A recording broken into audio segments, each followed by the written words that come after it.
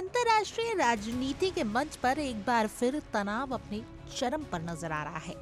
America और Iran के बीच चल रही टकराव अब खुली धमकियों और सैन्य दबाव की शक्ल ले चुका है। अमेरिकी राष्ट्रपति डोनाल्ड ट्रंप ने ईरान को सीधे शब्दों में चेतावनी दी है कि अगर उसने परमाणु हथियारों को लेकर समझौता नहीं किया तो अगला हमला पहले से कई ज्यादा भयानक होगा।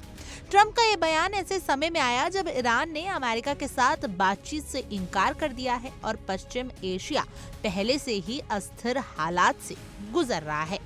बुधवार को ट्रंप ने सोशल मीडिया पर एक सख्त और आक्रामक पोस्ट करते हुए कहा कि ईरान के लिए वक्त तेजी से खत्म हो रहा है।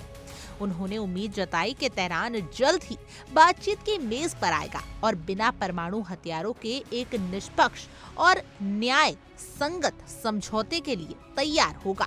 लेकिन इसके साथ ही उन्होंने ये भी साफ कर दिया कि अगर ईरान ने उनकी चेतावनी को नजरअंदाज किया तो अमेरिका पीछे हटने वाला नहीं है।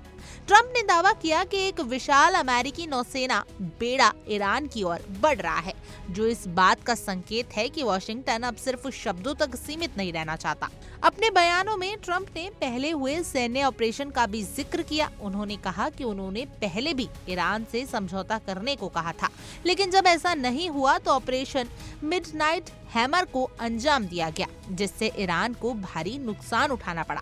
ट्रंप के मुताबिक अगर अब भी समझौता नहीं हुआ तो अगला हमला उससे कई ज्यादा विनाशकारी होगा। इन शब्दों से साफ झलकता है कि अमेरिकी राष्ट्रपति इस मुद्दे पर किसी भी तरह की नरमी बरतने के मूड में नहीं है और परमाणु हथियारों के सवाल पर वे आर पार की लड़ाई के लिए तैयार दिख रहे हैं।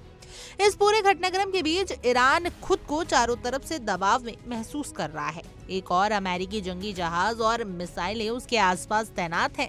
वहीं दूसरी ओर अंतर्राष्ट्रीय समुदाय की नजरें भी तेहरान पर टिकी हुई हैं। हालांकि ईरान को कुछ मुस्लिम देशों का नैतिक और कूटनीतिक समर्थन मिल रहा है, लेकिन अमेरिका जैसे सैन्य ताकत के सामने ये समर्थन कितना कारगर साबित होगा, ये बड़ा सवाल बन चुका है। ट्रंप के सामने भी कई रास्ते हैं, या तो वे कूटनीति के जरिए ईरान को झुकाने की कोशिश करे या फिर सैन्य कार्रवाई के जरिए अपनी शर्तें मनवाए। गौर करने वाली बात यह है कि ईरान में आंतरिक प्रदर्शन से शुरू हुआ मामला अब सीधे परमाणु कार्यक्रम पर आ टिका है। अमेरिका का आरोप है कि ईरान परमाणु हथियार विकसित करने की दिशा में बढ़ रहा है, जबकि तेहरान बार बार कहता रहा है कि उसका परमाणु कार्यक्रम शांतिपूर्वक उद्देश्यों के लिए है।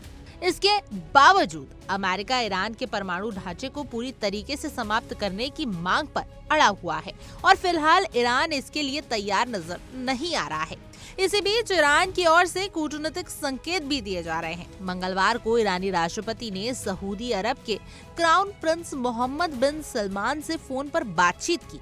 इस बातचीत में कहा गया कि तेहरान अंतर्राष्ट्रीय कानून के दायरे में रहते हुए युद्ध को रोकने वाला किसी भी प्रयास का हमेशा स्वागत करता है।